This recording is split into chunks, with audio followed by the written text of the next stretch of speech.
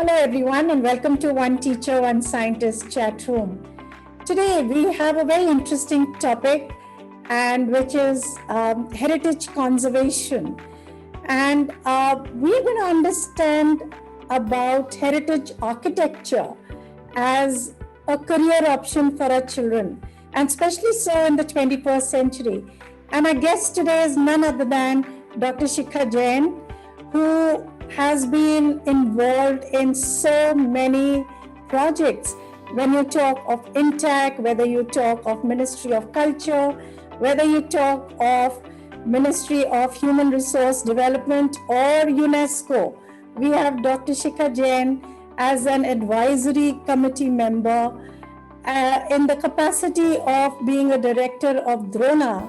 She's done so many projects that I think we could have got no better person than Dr. Shikha Jain to speak to us about heritage architecture as a career. So welcome Dr. Shikha Jain to One Teacher, One Scientist chat room. And I'm so honored to have you here and to hear your insights as to what is heritage architecture as a career. You know, what can children look towards this as a career option? Thank you, Vaishali, for that introduction, and I'm very pleased to be here today in your special program for children, focusing, on something that's not normal for their career, that they would not think of. So I'm really pleased that I'll be talking to children, and I hope it serves as some kind of inspiration for them to take up this field, which I think is very critical for India today, which is full of heritage. I think nowhere in the world we have such a rich repository of heritage as in this country. So I'm really pleased that I can speak to or communicate with some school children, and there could be some possibility of more people joining the Heritage Brigade, which is so needed for our country today. And especially we need the youth, to be charged on saving and conserving this heritage. True, absolutely, ma'am. How do you see conservation as a space with children today? Well, I would say, of course, digital is something that is need of, today.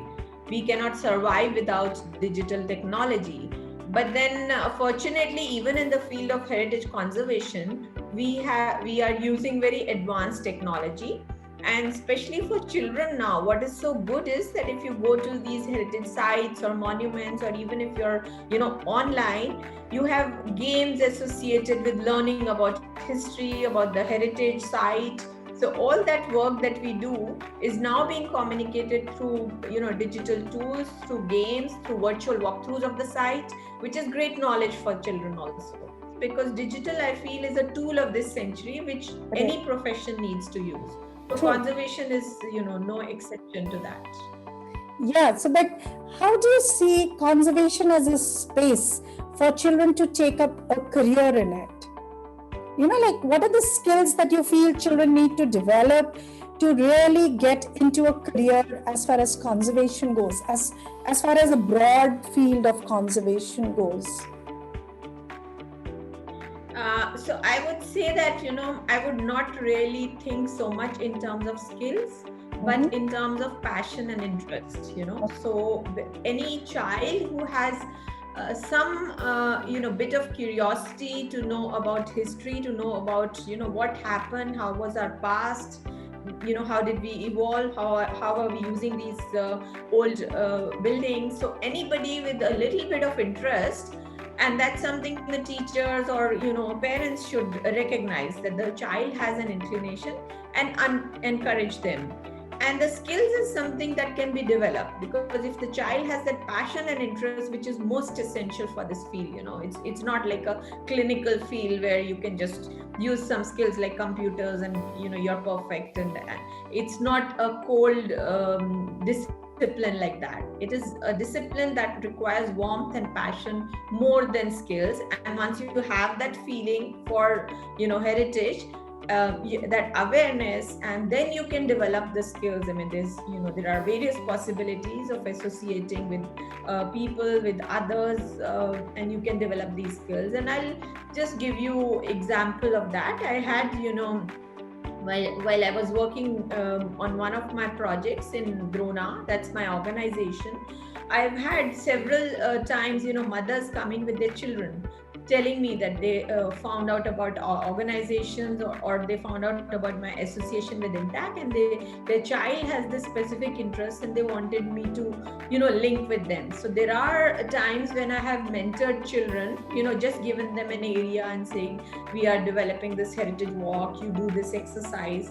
And I've got, in fact, the homework that they did, or the reports that they created. And one of the best example that I can give you is this girl. She was in 10th standard in Pathway School in Gurgaon. And she came with her mother, and her mother said that she's, really interested in history right from the beginning. And at that time, she was actually studying Meera. And she had, and her mother was like, really encouraging her. So her mother had traveled with her to Meera's, birthplace, then Chittor, where she got stayed after marriage, then Vrindavan, where she stayed as a widow. So she had traced the whole, path. And then she was also interested in forts and fortifications. So we were just organizing a conference. First, we invited her for that conference, and very bright young girl. She actually, it was a conference full of academicians and heritage conservationists, but she was curious, and during presentations, she asked questions, she interacted, everybody was so impressed. And then, later, when I was working on the Chittorgarh Fort Museum, then we were doing, a gallery on women of Mewar. So I checked with her, if she would want to work. And I gave her the assignment as part of her school, internship during her summer months, to curate the Meera gallery, because she knew everything about Meera. Yeah, and sure. She actually curated the whole gallery. We could, put her name in the report as the curator for the Meera gallery, though she was only, at that time she was in 12th standard. So she is, all throughout these 2 years, she was continuously in touch with me and working on different areas. And finally, she produced, that's what she wanted to do. She wrote a book on Meera, which we got published through Intact. And she wanted to write that as a, school child, like in 12th standard. And she said she was so inspired that she wanted that other women read this and the widows get inspired, by Meera's story. Wow. So it's just, the child always has that inquiry, or that idea, or that, interest in history or the past somewhere. So it is for us to recognize that, okay, this is where, the child needs honing, and then we develop it. There are various organizations across India. Intact, of course, has so many chapters across India. Sure. And Intact has actually the best heritage awareness education system. It's called HECS. They've got heritage clubs across, schools in India. And now I see that even the Ministry of Education has programs like linked with schools, where they're asking schools to adopt a heritage, so the schools can just adopt a small monument that's nearby, help in cleaning and taking care. That just raises awareness amongst the children. So that kind of activities is what would give a boost to the child's interest in heritage. Correct. And I think it can really help the child build his imagination also. They can curate their own career out of it. Like how you spoke about this girl. Yeah. How she kind of just followed her passion and reached where she reached. Right. So, you've done heritage architecture. It's called conservation architecture. So, you do a 5 years architecture degree, and then you do a master's in conservation. Now it has expanded so much that your masters could be in heritage management, it could be in building conservation, it could be in, anything else, others, built heritage management or sustainable design linked to traditional buildings. So there are a lot of associated terms with heritage that are used nowadays. But it's essentially the monuments and they're conserving them, right? So, how do you think conservation, what is the need to teach children about conservation? Do you think there is a need today to teach children about how to preserve, how to conserve? Like today, we really need children to develop that sustainability in their minds, live a sustainable life. Yeah, that's true, Vaishali. And I mean, in fact, this pandemic this year has really taught us how important it is, to have our local cultural identity in place and to be associated with the surroundings that we have, both natural and cultural. And heritage, of course, covers nature, culture, both together. But I feel it is very essential for a child to learn about how he grew up, the traditions, the surroundings, if his local city or village had a history, the associated values with that, because those values is what would inculcate in him a more holistic human being to be later. So it's irrespective of the fact that whether the child takes it up as a profession or not, but you need that awareness, because conservation is not only dependent on the professional skills, but it is also dependent on the community which is using that monument, which is so there are general stakeholders who need to be aware and take care of it. But of course, as a child, if there is an inclination towards that profession, then like I said, you can hone the skills depending on the interest. But I feel for every person, every child, it is essential to be aware that we need to conserve today, that we've extensively used energy and resources of this world. We already have existing examples which we should look at as models and learn from them, from the traditions and history or the monuments that were built. And it is clearly evident, these are the monuments, it's been thousands of years, hundreds of years, they are still there. They are examples of sustainable architecture in that sense, because the amount of energy, light, ventilation, all those aspects that they cover in terms of climate sensitivity, which if we see today's houses, the kind of consumption that we have, it's not relevant. So we really need to be aware of all this today. So how do you see the landscape of conservation architecture, in the 21st century? How do you see the landscape changing? How do you see children kind of taking it up as a career? Well, I will be very positive. I will say that despite all the advancements and developments, in the world today, in technology or in new materials, in construction and architecture, there is also an increasing awareness and an increasing number of professionals in the field of conservation. And it is also because with each time, it's not that only 100 years old buildings are to be conserved. Now, I mean, under built heritage, you have modern heritage also. Like Corbusier's, buildings in Chandigarh are on the World Heritage List. The Baha'i Temple, which is a unique architecture of modern period, is on the tentative list of UNESCO. Yeah. So it's we are also increasing our heritage component.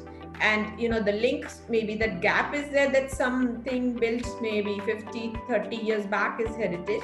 But then, there are more professionals getting into it. There is an increasing number of heritage sites. So there is a demand there.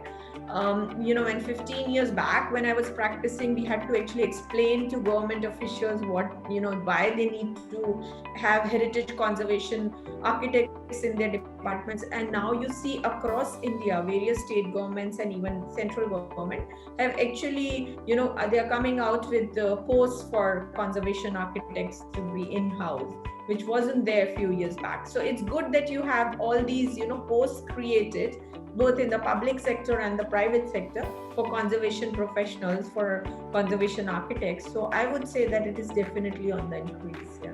How did you get into conservation as an architectural field? I mean, I saw that you had done your architecture from SPA.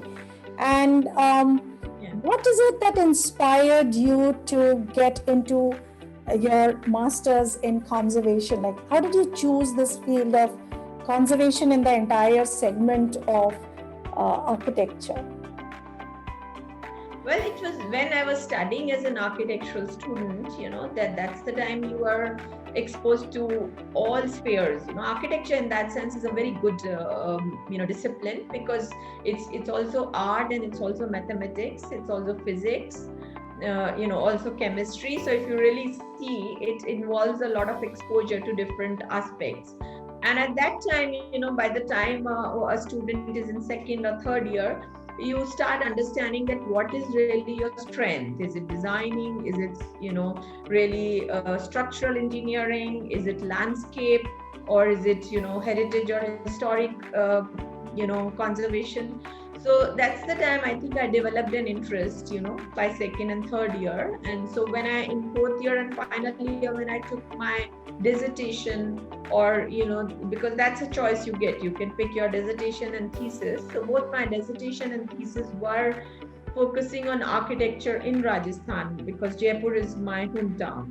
Okay. And I would say, in a sense, because I grew up in a place which has heritage all around, so maybe it was inbuilt in me. I never realized it, but when I got into architecture and through the third year, I realized, no, that's where I want to pick up. My city has so much. What can I, document there? What can I learn from there? So I did Havelis of Shikha for my dissertation. I picked a site in Jaipur for my thesis. And they were, of course, my seniors, some of them who were interested. So you talk to all of them, and then you realize, who inspires you. So there were associated seniors who were really keen on heritage conservation, and who also sort of motivated me to move into that field. And that's how I decided to get into conservation. Yeah, so nice. I mean, what I can make out is that it is so important for children to be connected with their world around them. See, like how you kind of was so connected with Jaipur, and you could form that connect with the city that you were living in, and probably that motivated you to, connect your architectural degree. So somewhere, do you think in schools, it is very important for teachers, for parents, to make that local connect for the child, like help children make that local connect so that they are anchored within their roots and start applying their learning in their everyday life? Yeah, definitely. I think it's very important, and there are two ways to do it. One, of course, wherever they are located. So you would have, like I said, there could be monuments or sites around it. So engaging children with heritage walks, just making them aware. Yeah. So it could be on weekends, organizing heritage walks with them, taking them around, which would be fun things. We've done like for Jantar Mantar Jaipur, which is actually a site for astronomic and heritage. Yeah. And it's a World Heritage Site. We've actually organized workshops with school children where with paper, they make those instruments like the sundial, and they get to understand how you measure so each site, it could be heritage, but it is also giving you knowledge about some other subject which it is associated with.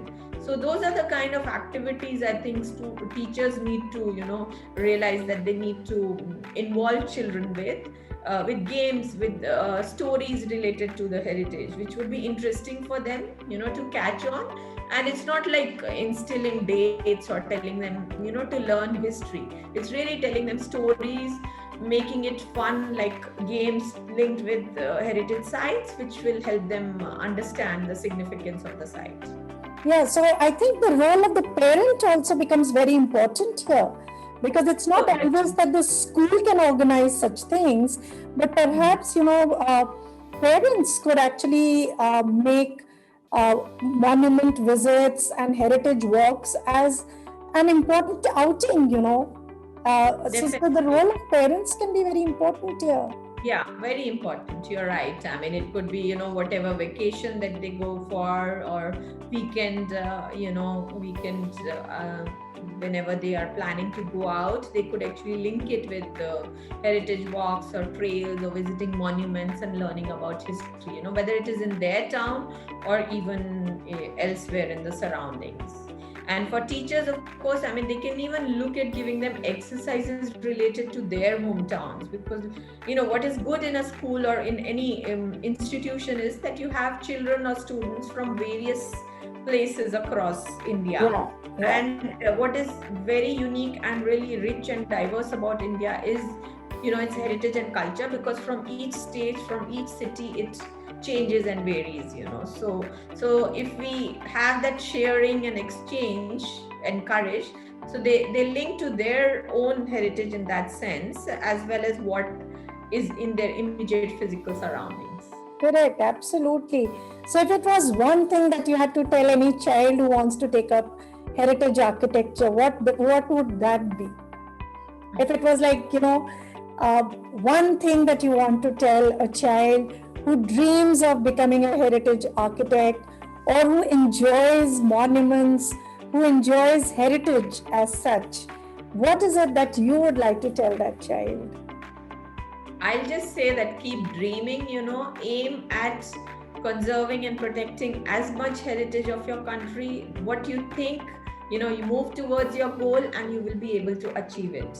Just, keep your focus and you will be able to achieve it. Because, I mean, that's what I felt when I was as a student. I remember as a fourth year architecture student, I was walking on this, road in Janpath, and right in front of my eyes, I saw this bookshop which had a book on Havelis of Gujarat, which was written by a very, an academician and architect, Mr. V.S. Parmar.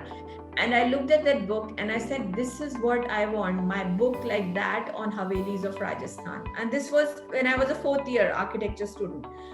And, by 2004, I had finished my PhD and my book was published on Havelis of Rajasthan. I couldn't believe it. And then after that, I realized that if you have a dream, you just keep moving towards it and you'll achieve it.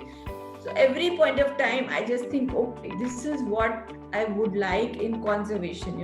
This is I would like my city of Jaipur to be totally conserved as a whole. And today it is a World Heritage City. So I've just realized that all you need is, whatever the student is thinking, if he feels he has that passion for heritage, he decides how to go for it. There are enough people guiding, enough conservation professionals. He should just to start targeting. I've got so many students who just write to me saying, we need this or we need this guidance. So you will find all those teachers and mentors that you need. But finally, it is you who has to achieve it. And if your dream is clear, just go for it and you will do it. Yeah. Thank you so much, Dr. Shikha, for sharing such beautiful insights. And I'm sure many children who are thinking of architecture as a career will also look at heritage architecture as an important element. And maybe, you never know, we have more and more heritage architects in our country, because our country needs more of them, because we have such a rich, I would say, repository of monuments in our country. And I think we really need people to conserve them, and maybe more and more children take it up, and we do find our heritage sites very well preserved. I hope so. Like you said, India really needs it. And I hope children, whoever are listening to your program here, some of them get inspired and, take this as their profession. Yeah. Thank you so much, Vaishali. This was really a very enjoyable chat with you. Thank you so much, Dr. Shikha. And all the best to Drona. And I just hope more and more children reach out to you for mentorship, because I don't think they can get a better mentor than you to help them realize their dream. Thank you so much. Anytime. Thank you.